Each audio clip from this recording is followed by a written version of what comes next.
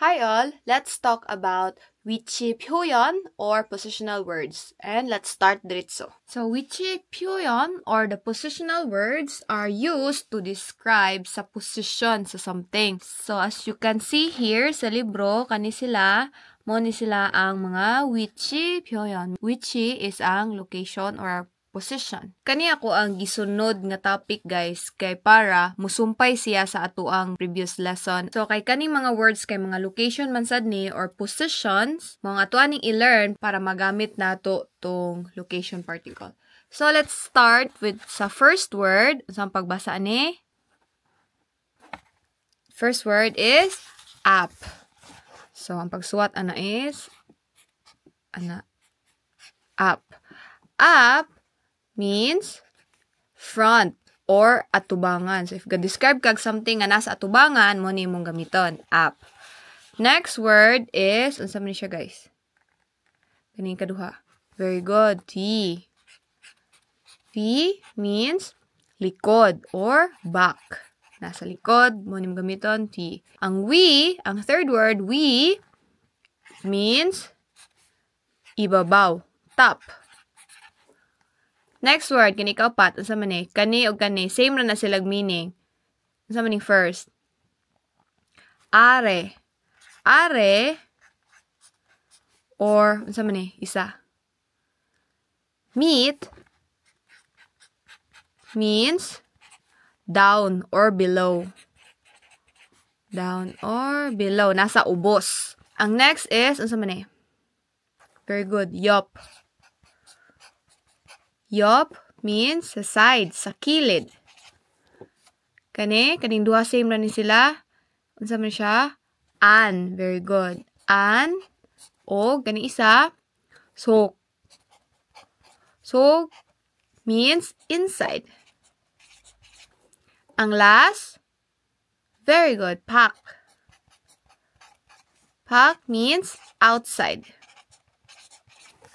Ala, hindi mo kita. Sorry, guys. Ano na siya, guys. Take note na ninyo tanan. Again, let's read together. Up, front. T, back. We, top. Are or meet, down or below. Basta sa ubos. Yup, side. An or suk, inside. Then, pack, outside. Muna siya ang 위치요 or positional words. So, let's read ang pag-describe niya sa first nga sentence. Basa daw ninyo guys. I-pause ninyo if mapag-practice magbasa. Let's go.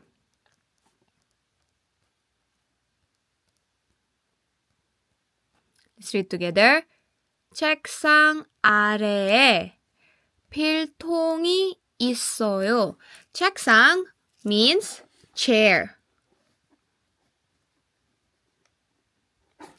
Are, saang are gani?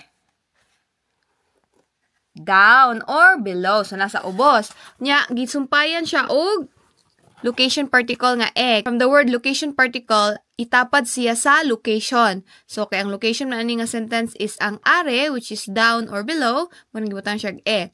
Then, ang 필통 means pencil case. 필통 means pencil case. Then, is ang iyahang kuan, subject. Then, 있어요. 있어요 means there is. So, ningon man siya og 책상 아래에. So, chair.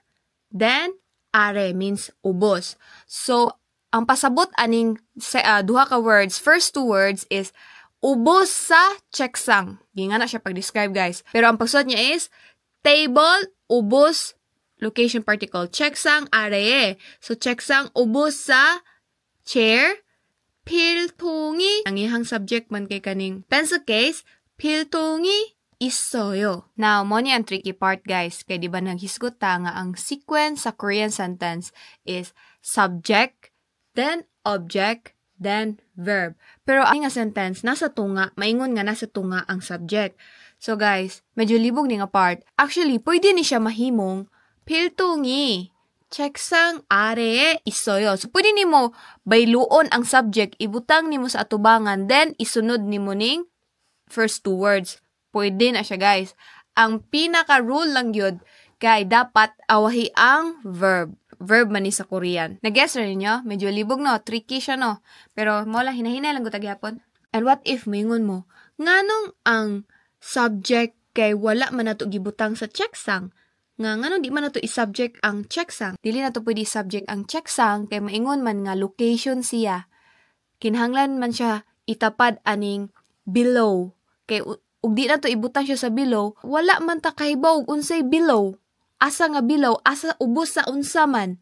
Mo nang kinahanglan na to iuna ang chair, then ubos, then ang ato ang ibida or ang subject is ang piltong, which is ang pencil case. Mo na siya. So, again, checksang are. 책상 chair below 수대락 pencil case 아래에 필통이 있어요. Second sentence. Basa daw ninyo be.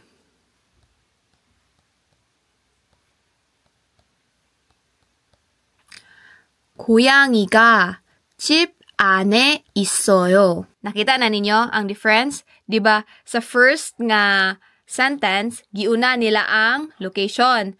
Whereas, sa second nga sentence, nauna na ang subject. So, dili siya mag-matter, guys, if mauna ning subject or ang location, as long as ang verb is nasa kinalasan. Ato sa ning i-translate, ha. So, first word is 고양이. 고양이 means cat. Then, gigamitan siya og ka nga subject particle. 고양이가, so ang subject na to karon is ang cat. 집. 집 means house. An. Unsa maning an? Remember pa mo say unsa nang an?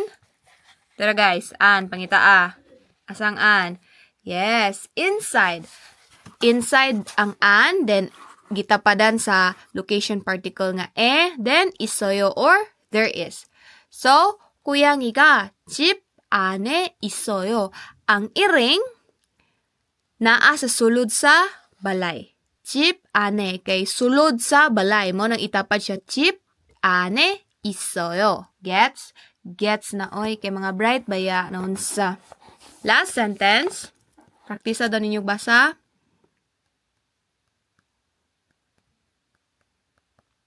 정우 앞에 공이 있습니다. Ganan ko ning example guys. Kani siya guys. Di siya like literal nga location ha. Gitawag siya diba niyon kung location, direction, or position sa butang. So, mo ninyong ibutang. So, pwede po nimo siya itapad og tawo, guys.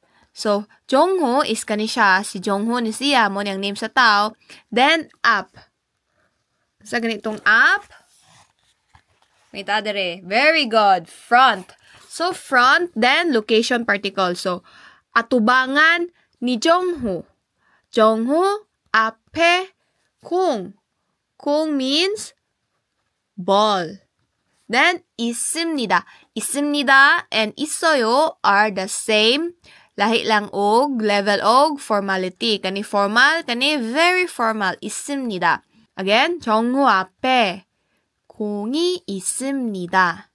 naa 있습니다. 공 ball sa atubangan ni Jongho. Gets na ninyo ang paggamit sa wichyo? Now, let's answer these two questions. Basa daw ninyo ne.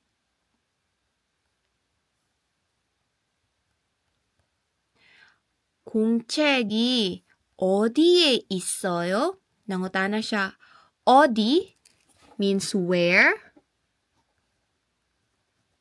Remember pa mo, siguro ba tag-mention ng 어디 hapon.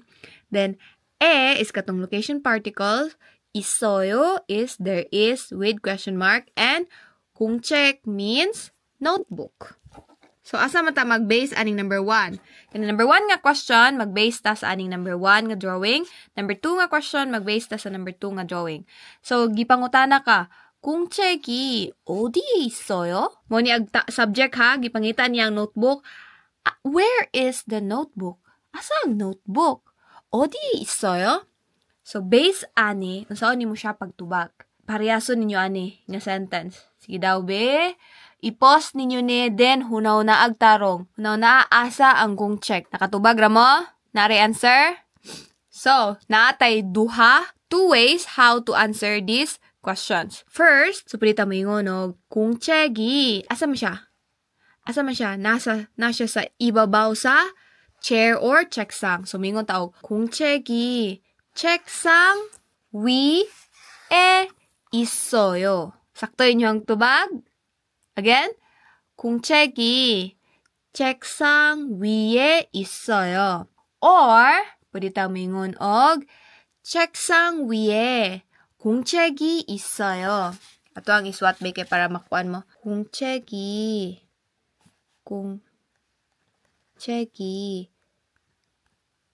책상 위에 있어요. Or, 책상 위에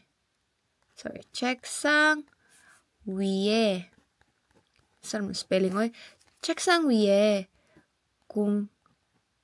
공책이 있어요. Same na silang meaning, guys. Pwede ra na inganiyon nimo, pwede ra sad nimo og inganiyon. Same ra na silang duag meaning. Nasakto mo wala. Okay ra na. Napay number 2. Napay second chance. Dapat sakto na jud mo ni ha. Bantay mo. Charot lang. Second question. Basahan na to. Basaha daw. Kamu sa una.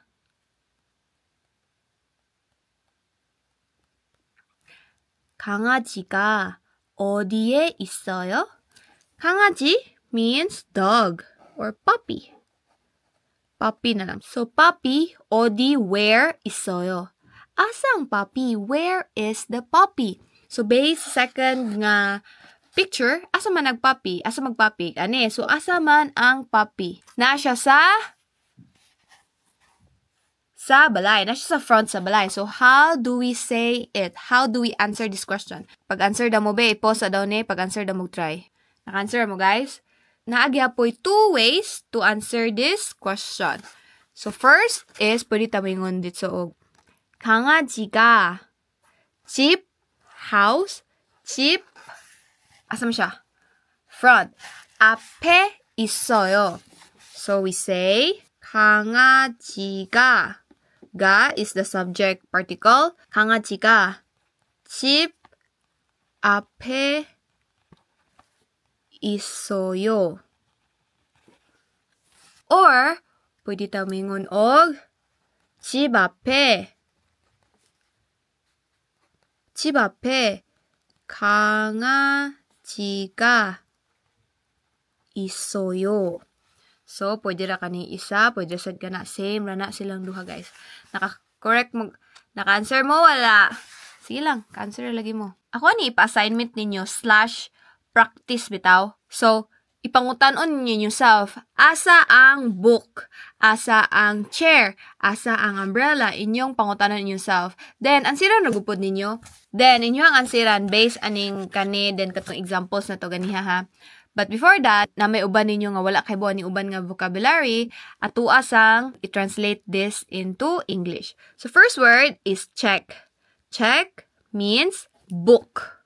So, asa mag-book? Mun siyang book. Kamu na bahala sa ano nyo na pag-describe. Next is multong. Multong means sudlanan og tubig. Saan sa English yung sudlanan og tubig? Bottled water na lang tayo butang. Bottled, basta sudlanan og tubig. So, asa mag-bottled water?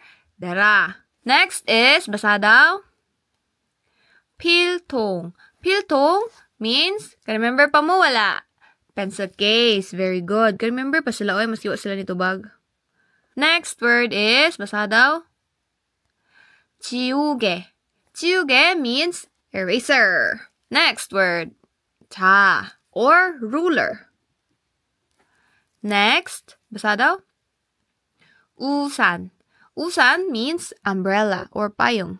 Next word, basa daw, 공책. Remember pa mo say 공책? Yes, notebook. Next word, basa daw, 연필. 연필 means pencil. And wala na. Dara agja asa magja, daragcha, ag umbrella, dara ag usan, ang kungcheck, asa magkungcheck ani. Kani kungcheck, then 연필. Ang check di ay kani di ag check kani. Muna mo siya check, so tanto kungcheck ni. Kamu na bala inyo, kamu na masad mag-practice. Then 연필, pencil, dara. Next word, basa daw, kawi or scissors. Next word is kabang. Kabang means bag. Next, basa daw? 의자. 의자 means chair. Next word is 칼. 칼 means cutter. Pwede siya knife. For example, mingon ko, 책이 어디에 있어요? So, unsa may yung ingon? Either, moingon mo nga, 책이 필통 옆에 있어요. Or pwede mo moingon og, 책이 책상 위에 있어요. So, either tapad siya sa piltong or na siya sa ibabaw sa desk or table. Kamunay, bahala. And if dili sad mo sure sa inyong answer, dira mo comment, mo tanay if sakto ba or dili. Kani nga lesson, isayon ra ni siya guys. Need lang yun ninyo i-memorize tong mga words. And if galibog mo, ay lang po ninyo kayo i-overthink bitaw. Sabta lang ninyo and i-memorize ang atuang gilason. Ayon na ninyo hunaw na atong wala pa nato gi-discuss bitaw. Hinay-hinay rata guys. And mora to, and this is lesson 15 na guys. And ga-watch gapong ka. So, good job kayo. Ato, bye-bye!